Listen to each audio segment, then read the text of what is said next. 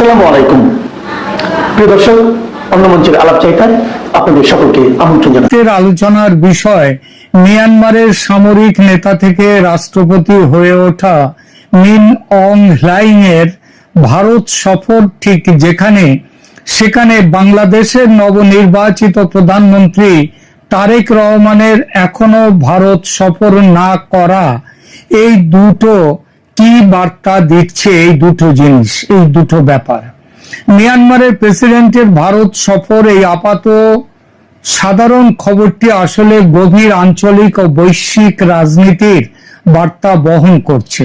সেই সঙ্গে খুব স্বাভাবিকভাবে এই প্রশ্নটি সামনে নিয়ে আসছে যে নিকটতম প্রতিবেশী দেশের প্রধানমন্ত্রী নির্বাচিত হয়ে তারেক রহমানের এখনো পর্যন্ত ভারত সফরে না আসা কি আদতে ভারতের স্বার্থ হানি করছে নাকি বাংলাদেশের স্বার্থ হানি করছে?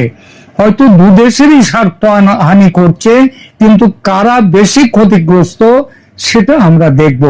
আর দেখব এইভাবে চীন পাকিস্তানের চাপে পড়ে ভারত সফরে না আসা কি বাংলাদেশের পক্ষে কতটা তাদের স্বার্থহানি করছে, সেই ব্যাপারটি আমরা দেখব। আজকের ভিডিওতে আমরা এই প্রশ্নগুলোর উত্তর খুঁজব। মিয়ানমারের প্রেসিডেন্ট মিন অং হ্লাইং 30শে মে ভারতে পা রাখেন।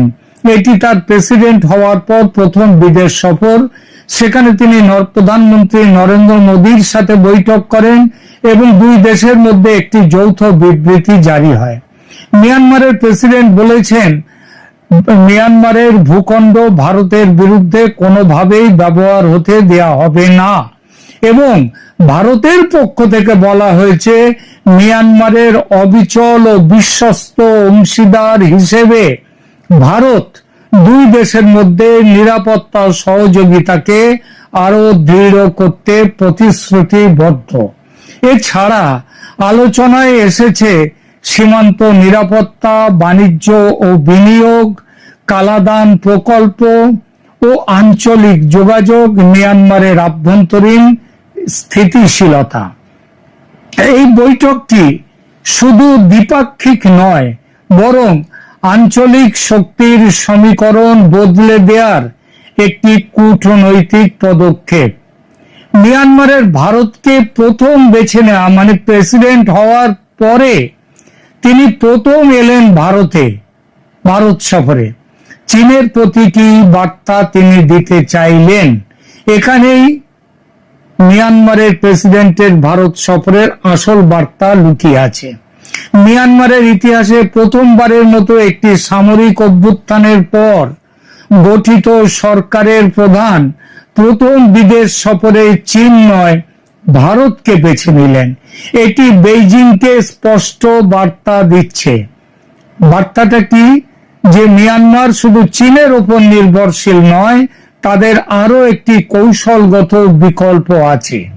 এবার ভারতের দিক থেকে দেখুন, মিয়ানমারকে পুরোপুরি চীনের প্রভাব বলয়ে ছেড়ে দেয়া হবে না, কারণ দিল্লি বুঝেছে মিয়ানমার যদি চীনের একক প্রভাবের মধ্যে থাকে তবে ভারতের পূর্বাঞ্চল, সীমান্ত নিরাপত্তা এবং বাণিজ্যিক করিডর সব বিপদে পড়বে। মনে রাখবেন, ভারতের সাথে মিয়ানমারের সীমান্ত কিন্তু খুব একটা কম নয়, কয়েকশো কিলোমিটার। অর্থাৎ মিয়ানমার ভারতকে দিয়ে চীনের ওপর চাপ সৃষ্টি করছে, আর ভারত মিয়ানমারকে দিয়ে চীনের একক প্রভাব কমাতে চাইছে। এই সফর একটি পরস্পরের জন্যই যথেষ্ট উপকারী, গুরুত্বপূর্ণ, কিন্তু অত্যন্ত কৌশলী সম্পর্ক একটা তৈরি করছে। এর পরিপ্রেক্ষিতে বাংলাদেশের প্রেক্ষাপট, মোদির তারেক রহমানকে আমন্ত্রণ ও তারেক রহমানের ভারতে সফরে না আসা, এই বিষয়টি এবার দেখা যাক। বাংলাদেশের নবনির্বাচিত প্রধানমন্ত্রী তারেক রহমানকে ভারতের প্রধানমন্ত্রী নরেন্দ্র মোদী চিঠি পাঠিয়ে স্পষ্ট আমন্ত্রণ জানিয়েছিলেন তার তাজপোষী ক্ষমতায় বসার সময়। আমাদের ওম বিড়লা, ভারতের লোকসভার স্পিকার, সেই চিঠি হাতে তুলে দিয়েছেন তারেক রহমানের। কি লেখা ছিল, কি লিখেছিলেন প্রধানমন্ত্রী নরেন্দ্র মোদী সেই চিঠিতে? লিখেছিলেন, সুবিধাজনক দ্রুততম সময়ে ভারত সফরে আসুন। খেয়াল করবেন লাইনগুলো, সুবিধাজনক সময় আপনার, কিন্তু দ্রুততম ভারত সফরে আসুন। কিন্তু তারেক রহমান এখনো ভারত সফরে আসেননি তো বটেই, বরং বিভিন্ন ব্যাপারে ভারতের সঙ্গে দূরত্ব তৈরি করছেন। এরই মধ্যে তারেক রহমানের সচিবালয়ের 14 জনের এক প্রতিনিধি দল গতকাল চীন সফরে গেছেন। এখানেই প্রশ্ন উঠছে, কেন বাংলাদেশ প্রধানমন্ত্রী ভারতের এই আমন্ত্রণ উপেক্ষা করছেন? বাংলাদেশের জন্য এই অপেক্ষা কি সঙ্গত বা ঠিক?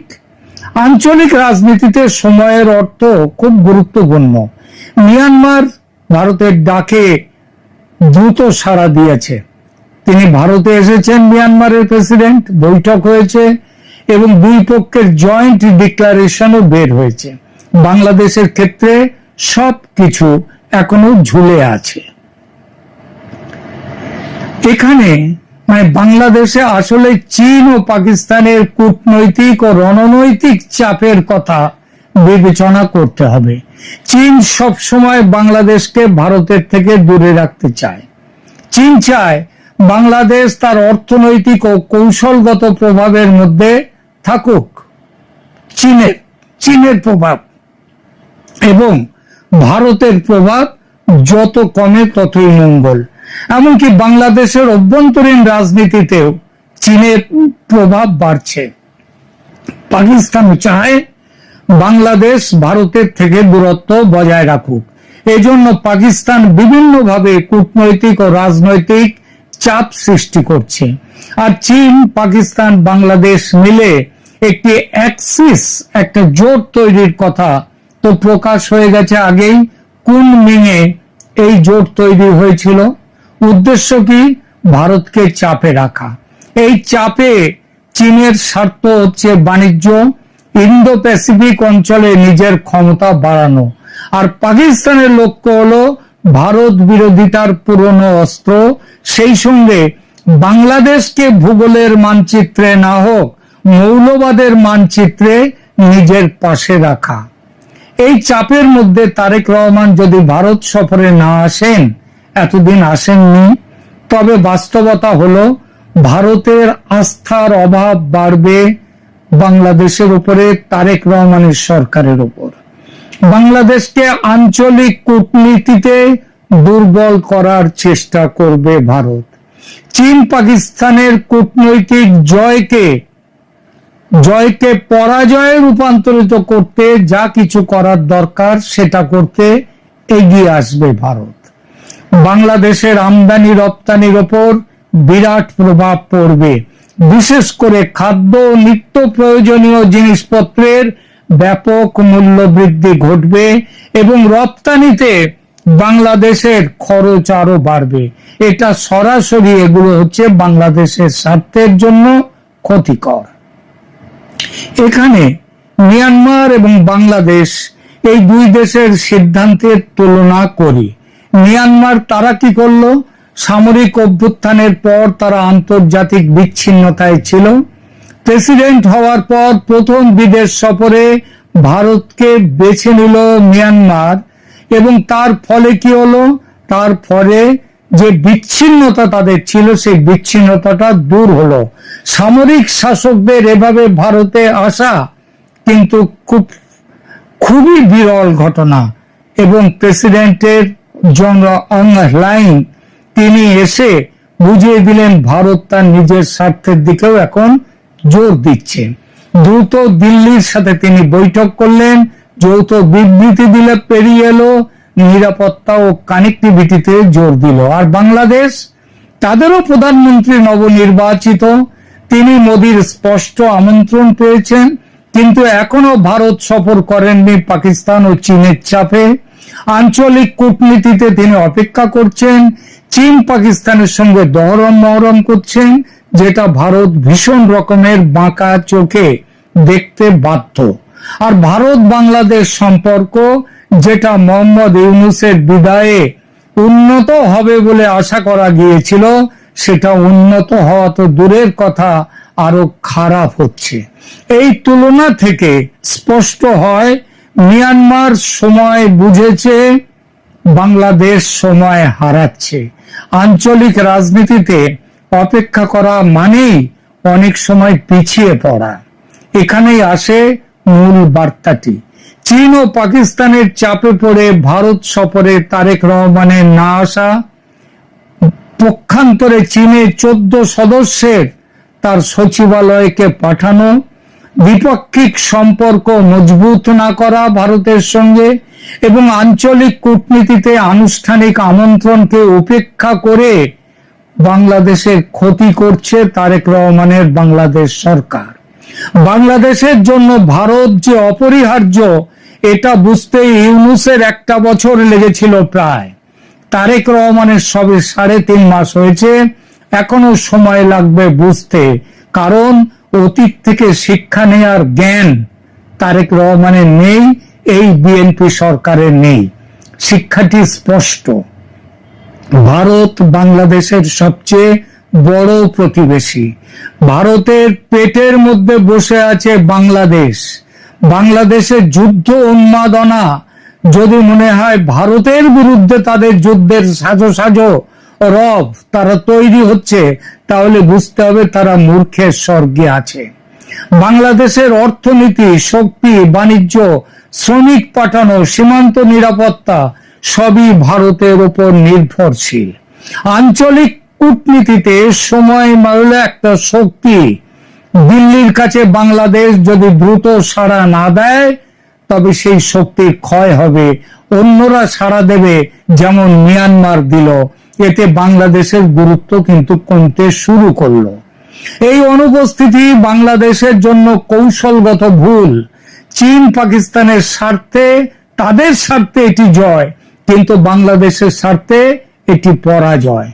মিয়ানমারে ভারত সফর দেখালো আঞ্চলিক রাজনীতিতে দ্রুত সিদ্ধান্ত ও প্রতীকী পদক্ষেপ কতটা গুরুত্বপূর্ণ।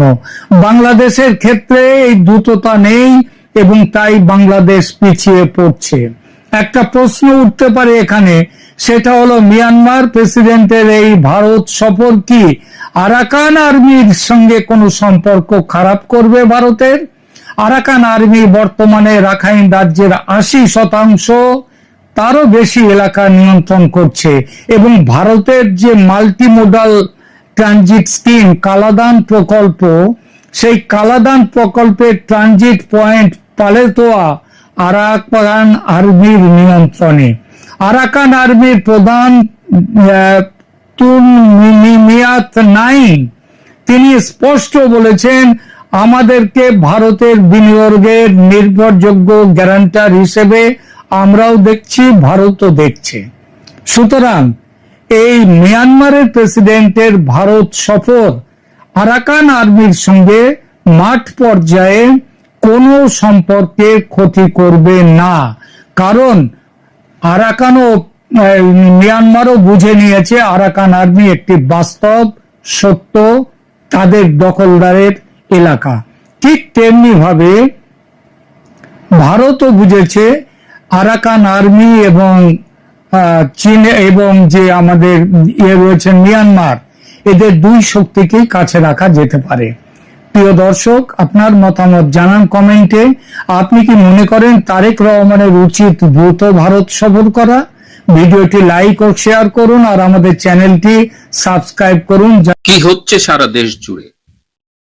একের পর এক ধর্ষণ কাণ্ড, সারা দেশে যেন চলছে ধর্ষণের মহোৎসব। মানুষ কোথায় নিরাপদ? যেখানে প্রধানমন্ত্রীর অত্যন্ত সুরক্ষিত অফিস থেকে অপটিক ফাইবার চুরি হয়ে যাচ্ছে, সেখানে সারা দেশের মানুষের নিরাপত্তা কোথায়?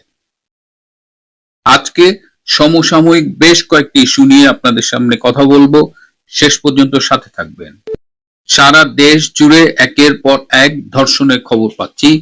আপনাদের মনে আছে যে মাগুরায় সেই যে ছোট্ট শিশু আসিয়াকে ধর্ষণ করা হলো, তারপরে এই যে রামিসাকে নৃশংস কায়দায় ধর্ষণ করা হলো। তারপরে আমি এখন আপনাদের একটা ভিডিও ফুটেজ দেখাবো, প্রায় 1.5 মিনিটের মতো। আমি অনুরোধ করব পুরো ফুটেজটা আপনারা দেখবেন। বিএনপির নেতা তারা ডাইরেক্ট কয় আমরা বিএনপির নেতা, আমাকে কিছু করতে পারবে না। 2 মাসের বাচ্চা হাসল করবে, এই বাচ্চা নষ্ট করে দিছে আমার মেয়ে। আমি দুটা কথা বলতে চাই স্যার, এই মুজিবর খুব খারাপ লোক, আরো 2টা মেয়ের সাথে কাণ্ড করছে, কইরা এক মেয়েটে 16,000 টাকা দিয়ে বিদায় করাইছে এই কিছুদিন আগে, 20 দিন আগে না স্যার। আমরা বুঝতে পারি নাই যে আমার মেয়েটার সাথে এই কাজ করবে। স্যার আমরা আপনার কাছে একটাই দাবি, আপনারা এরা গণপ্রচার করে সরকারের কাছে পৌঁছে দিবেন যে আমার মায়েরার সুস্থ তদন্ত করে যাতে এটার আমরা ফাঁসি চাই। এই মুজিবর খুব খারাপ লোক স্যার। হ্যাঁ, বিএনপির নেতা তারা ডাইরেক্ট কয় আমরা বিএনপির নেতা, আমাকে কিছু করতে পারবে না, ডাইরেক্ট এরকম বলে। স্যার আমার আরেকটা কথা আছে, আমার মেয়ের 2 মাসের বাচ্চা হাসল করবে, এই বাচ্চা নষ্ট করে দিছে। আপনারা আমার এই মেয়েটার সঠিক বিচার করে দিয়েন। আমি রিক্সা চালাই খাই স্যার, ওই পারে স্যার পায়ের রিক্সা চালাই, অনেক কষ্ট করে ডেলি 500-600 টাকা কামাই, আমার এই পোলাপান আমি কামাই। আপনার কাছে আমি এই বিচার চাই স্যার, আমি আর কোনো চাই না, একবার সুস্থ বিচার চাই যাতে আমার মেয়েটার বিচারটা হয়। স্যার আসামির পক্ষ, পুলিশের লগে আসামির ছেলেরা ঘুরা ঘুরা আরো হুমকি দেয়, যে আরো হুমকি দিতেছে যে তোমরা এই জায়গা তুমি চলে যাও, আর তোমাকে বাইরে লাগবো, আমাকে এরকম হুমকি দিতেছে। কালকে 10-15 জন পোলাপান ভাও করছে যে আমাকে মারবে ধরবো, আমরা ঘরে আটকে দিয়ে বই আসছিলাম, এদিকে আসে নয় মেন রোডে আসলো স্যার।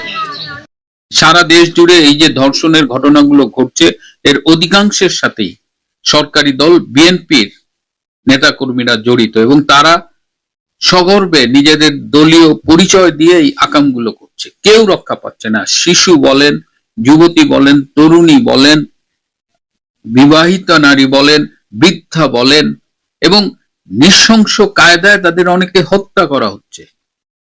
আর একটা ট্রেন্ড লক্ষ্য করলাম যে স্বামী যখন ধর্ষণ কাণ্ডের মতো এই অমানবিক অপরাধে নিয়োজিত, তখন স্ত্রীরা কোথাও তাকে পাহারা দিচ্ছে, কোথাও তাকে পালিয়ে যেতে সহায়তা করছে।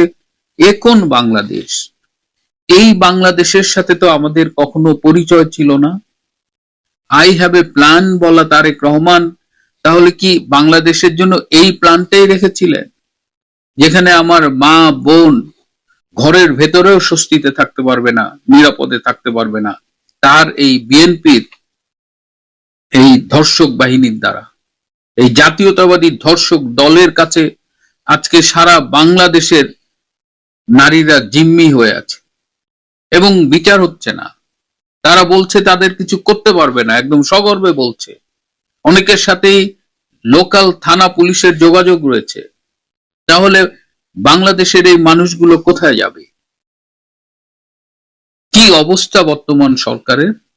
এখন আরেকটা ভিডিও ফুটেজ দেখাই, ঠাকুরগাঁয়ের একজন নির্বাচিত এমপির সংবর্ধনা অনুষ্ঠান, একটু দেখেন।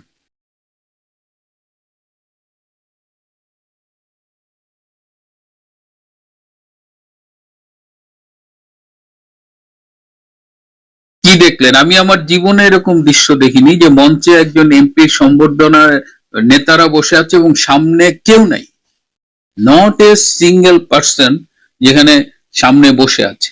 এইরকম শূন্য গ্যালারি কখনোই দেখিনি। একদিকে সরকারি এমপির সংবর্ধনায় কোনো মানুষ নেই, আর একদিকে আমরা দেখতে পাচ্ছি যে এই আওয়ামী লীগের কয়েকজন প্রবীণ নেতা মারা গেলেন।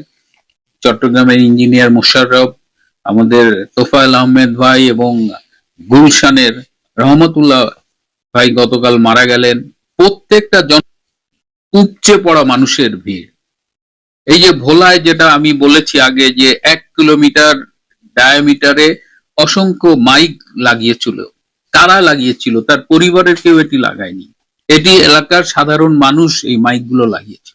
পরে পরিবারের পক্ষ থেকে বলা হয়েছে তাদের মাইকের ভাড়া দিতে, জনগণ বলেছে না। তোফায়েল আহমেদ ভোলার জন্য যা করেছে, সেই ভোলাবাসী তার জন্য একটু মাইক ভাড়া করতে পারবে না? এই ভোলাকে কে চিনতো যদি তোফায়েল আহমেদ না থাকতো? এই যে মানুষের স্বতঃস্ফূর্ত ভালোবাসা, ইভেন এই যে গুলশানের রহমতুল্লাহ ভাইয়ের যে জানাজা, এখানে যে শুধু লক্ষ লক্ষ লোক আসছে তা না, এখানে সাধারণ মানুষ এই আয়োজনগুলো করছে। আওয়ামী লীগের নেতাকর্মীরা তো পাবলিকলি আসতে পারছে না। তো এই দুটো ঘটনা কিন্তু তুলনা করে আপনি দেখেন যে মানুষজন কিন্তু সরকারের দিক থেকে মুখ সরিয়ে নিচ্ছে। আমার একজন পরিচিত অস্ট্রেলিয়ান বাংলাদেশি, তিনি বাই রোডে ইন্ডিয়ার থেকে বাংলাদেশে যাচ্ছিলেন, বললেন যে আমি বাসে যাচ্ছিলাম এবং বাসে সাধারণ মানুষের যে কথাবার্তা, সবার মুখে একই কথা যে আগেই ভালো ছিলাম, দেশে নিরাপত্তা নাই, বেরোলে ধর্ষণের ভয়, ছিনতাইকারীর ভয়, নির্যাতনের ভয়, মবের ভয়, একটা মানে পুরো দেশটা একটা নরক হয়ে গেছে। ভেবেছিলাম ইনুস চলে গেলে অন্তত মিনিমাম একটু ইমপ্রুভ একটা অবস্থা হবে, কিন্তু কিসের কি, তো ডক্টর ইনুসের সবকিছুর ধারাবাহিকতা, সকল অন্যায়ের ধারাবাহিকতা বজায় রেখেছে এই তারেক রহমান। এই যে তার অফিসের কথা চিন্তা করেন, প্রধানমন্ত্রীর অফিস কি লেভেলের সুরক্ষিত, সেইখানে অপটিক ফাইবার চুরি হয়ে গেছে। সারা পৃথিবীতে এরকম ঘটনা খুব শুনেছেন যে একদম প্রধানমন্ত্রীর অফিস যেটা সবচেয়ে সুরক্ষিত, সেইখানে এই অপটিক ফাইবার চুরি হওয়ার ফলে এই যে রেড টেলিফোন, সেখানে ইন্টারনেট যা ছিল, প্রায় 18 ঘন্টা সমস্ত রকমের যোগাযোগ বিচ্ছিন্ন ছিল তারেক রহমানের ওই অফিস। এখন এটা কি সেফ চুরি কিনা সেটা নিয়েও প্রশ্ন উঠেছে। এটা কি শুধুমাত্র চুরি নাকি অন্য কিছু? কোন মহড়া? দেখা গেল যে তারেক রহমানকে কিভাবে বিচ্ছিন্ন করে দেওয়া যায়, যোগাযোগ বিচ্ছিন্ন করে দেওয়া যায়। তারেক রহমানের নিজস্ব নিরাপত্তার কি অবস্থা? অনেক কিছু কিন্তু বাতাসে কান পাতলে শোনা যায়। আমরা রাজনৈতিকভাবে বিরোধিতা করতে পারি, কিন্তু আমরা চাই না যে এখানে এমন কোনো ঘটনা ঘটুক যেটা কারো জন্যই মঙ্গল বয়ে আনবে না। তারেক রহমানের নিরাপত্তা নিশ্চিত করে বলা যায় ঝুঁকির মুখে, অন্তত এই ঘটনা সেটা প্রমাণ করে দিয়েছে। তারপরে তিনি এসএসএফ এর বাইরে তার চেয়ারম্যান সিকিউরিটি ফোর্স নিয়ে চলাফেরা করেন, সেই সিএসএফ কে দেখলাম পার্টির লোকজন ধাওয়া দিচ্ছে। এটা প্রধানমন্ত্রীর সিকিউরিটি ফোর্স, তাকে দলের লোকজন ধাওয়া দিচ্ছে এবং তারা ধাওয়া খেয়ে পালিয়ে যাচ্ছে। সুতরাং যে দেশের প্রধানমন্ত্রী নিজের নিরাপত্তা ঝুঁকির মুখে, যে দেশের প্রধানমন্ত্রীর অফিস থেকে অপটিক ফাইবার চুরি হয়ে যায়, সেই দেশের সাধারণ মানুষের অবস্থা কি, এটা তো খুব স্বাভাবিকভাবে বোঝা যায়। এটার জন্য তো রকেট বিজ্ঞানী হতে হয় না। যেটা বলছিলাম যে মানুষ মুখ সরিয়ে নিচ্ছে, মানুষ এই সরকারের বিরুদ্ধে ঝুঁকছে, এইগুলোর পরিণতি কিন্তু খুব একটা ভালো হয় না, হবে না, বা অতীতেও হয়নি। আমরা এই যে ধর্ষণ হচ্ছে, এই যে জাতীয়তাবাদী ধর্ষক দল, এদের প্রত্যেকের দৃষ্টান্তমূলক শাস্তি চাই। মানুষের মুখের ভাষা, মানুষের বুকের ভাষা, এগুলো শুনবার বুঝবার চেষ্টা করুন। কতিপয় চামচা জনবিচ্ছিন্ন সুশীল পরিবেষ্টিত হয়ে ভাববেন না যে সব কিছু আপনাদের নিরাপদে থাকবে। বাংলাদেশের মানুষ যদি একবার খেপে, তাহলে কিন্তু কেউ রক্ষা পায়নি। বাংলাদেশের ইতিহাস সেটা খুব স্পষ্ট করে বলে। প্রিয় বন্ধুরা, আজ এ পর্যন্তই। ভালো